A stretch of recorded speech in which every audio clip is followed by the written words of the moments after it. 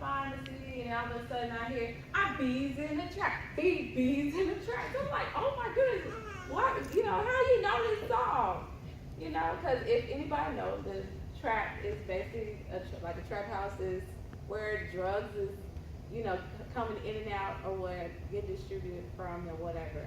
So I was just thinking, as far as this topic about rap nowadays versus rap from the beginning. So that made me dig more into where it originated. I was talking to my brother earlier, and I actually didn't realize that rap actually, the R is rhythm and poetry. That's rap, okay? So with that being said, I dug a little deeper, and I looked up the plasticlittlerap.com, and I just wanted to dig in to see where the origin of rap come from. So the main one was talking about how it started in Africa, and how in Africa, West Africa, how they would tell stories with drums. And then in the Caribbean, there was, they had music, but they did it with rhymes. They telling stories with rhyme with music.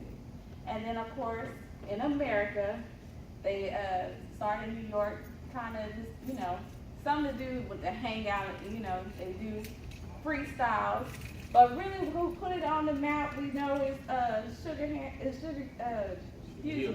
thank you, Sugar Hill and the Gang, and Rappers Delight. Everybody knows that. So I was just thinking, back then they actually had something to talk about, whether it was about the poetry, of course, politics issues, and sometimes love. So with that being said, I was going to go ahead and talk about some of the things about rap back in the day. Now, the first thing I said was about the issues.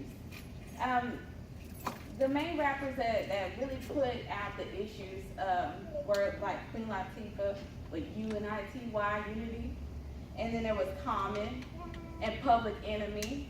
And they talked about issues at hand as far as education, about African American culture, and giving a sense of power to overcome those obstacles that we were kind of encountering at the moment. And one that really sticks out to me, because I was an 80s baby, and when I was able to really understand the rap in the 90s, I love Tupac. And the main one that I really liked from him was Keep Your Head Up. And that song, he was rapping about how, the young mothers and about teen pregnancy. And, so there may be issues where there's young mothers that be in a situation where they become pregnant, but he's telling you, keep your head up, keep pushing. You can still, do what you need to do. Another thing about rap back in the day was about love. And then I love LL Cool J, okay? And it was a song called I Need Love. Does everybody know that one? That was a really, really nice song that I love to hear. And then I think the best rap song out there about love was Tupac again, as y'all know that's my favorite, Dear Mama. I think that's the best love song. He was basically telling his mother that he loved her. And I just wanted to read a little bit of the lyrics that he said. It says, when I was young, me and my mama had beef, 17 years old, kicked out on the streets. Though look back up at the time, I never thought I'd see her face. Ain't a woman alive that could take my mama's place. Suspended from school and scared to go home, I was a fool with the big boys breaking all the rules. I shed tears with my baby sister over the years. We was poorer than the other little kids. And even though we had different daddies, the same drama, when things went wrong, we blamed mama. I reminisce on the stress I caused. And it says hugging on my mama from a jail cell was blank.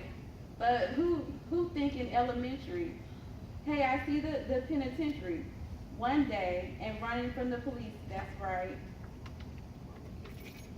Mama catch me, put a whooping to my backside, and even as a crack fiend mama, you always was a black queen mama.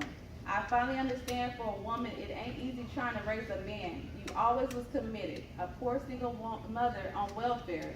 Tell me how you did it. There's no way I can pay you back. But the plan is to show you that I understand you are appreciated. And I think by far that was like the biggest rap love song ever. Yeah, it wasn't towards a woman, of a love interest, but he was wanting to let his mama know that, I'm sorry that I was out of line, but I appreciate it. And the way that he showed us by rap, it was a poetry to her with music. Um, also wanted to touch more about the poetry overall. I listen to music on the radio now, and it does not make sense to me. I don't know if it's just that I'm getting older. there's no, I don't even know how to put it in words. There's nothing that I can understand about that. As far as there's no encouragement like how we used to have it. So I just want to say the foulness is so unbearable. Today's kids will never really understand the poetry side, the unity and love that old school rap gives. Instead, they're left with trash and nonsense to fill up their heads. So if any day that I want to listen to rap, I'm going to listen to old school rap, not today's rap.